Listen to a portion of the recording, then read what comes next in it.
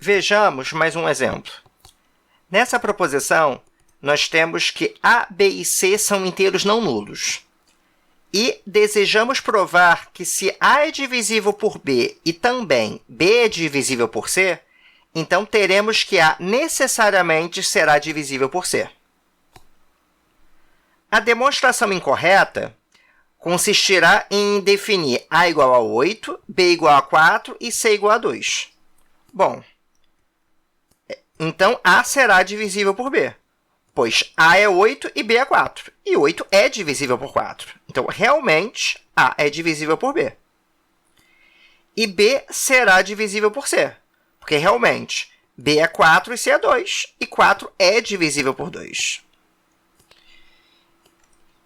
E, de fato, teremos como conclusão que A é divisível por C, porque A é 8 e C é 2. E 8 é divisível por 2. Então, nós chegamos aonde queríamos, que é D. E, mais uma vez, nós temos aqui um erro de particularização. A proposição funcionou no caso em que A igual a 8, B igual a 4 e C igual a 2. Mas não tem nada nessa argumentação que deixa claro que essa proposição funcionaria para outros valores. Mais um exemplo.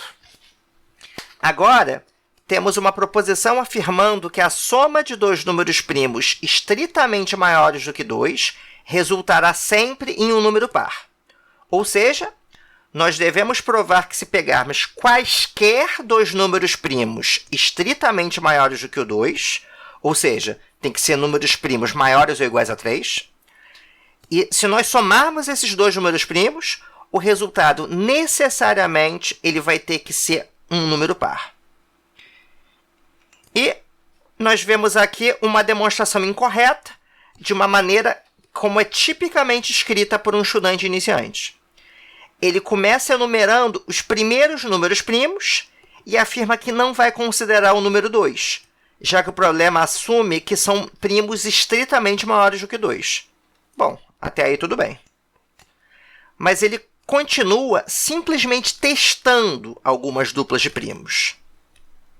Ele aqui escolhe os primos 3 e 5, faz a soma, acha 8 e vê que resulta em um par, conforme anunciado. Aí, em seguida, ele pega os primos 3 e 7, que somados totalizam 10. Como 10 é par, isso está de acordo com o enunciado. E, finalmente, ele testa com os primos 11 e 13, cuja soma totaliza 24, que também é um número par. E ele acha que demonstrou.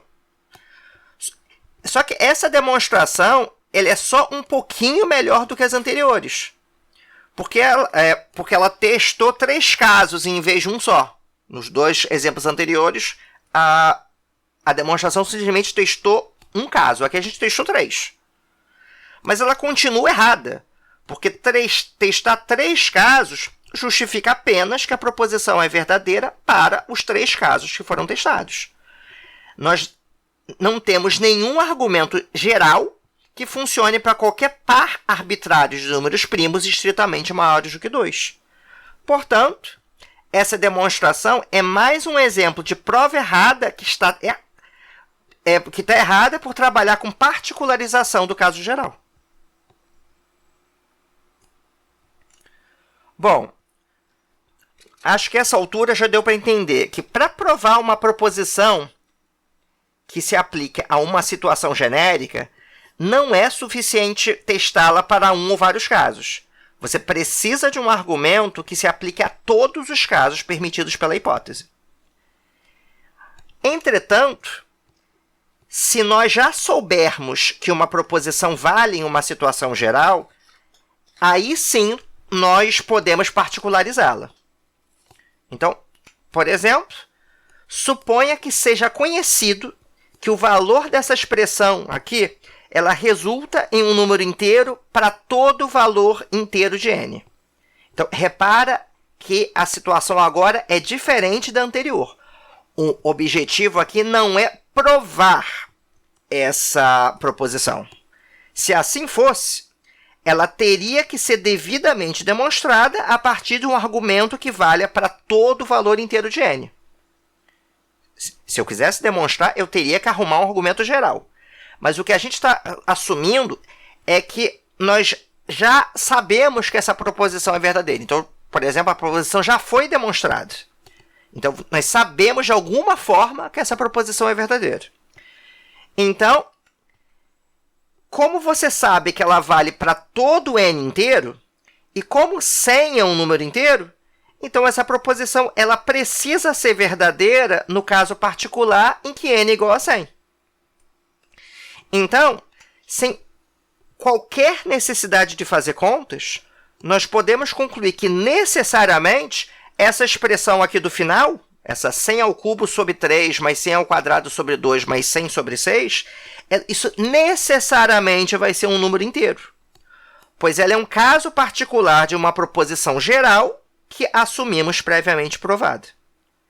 Então, resumindo, para não ter confusão, se seu objetivo é provar uma proposição em um caso geral, então, nesse caso, você não pode simplesmente testar um ou vários casos particulares.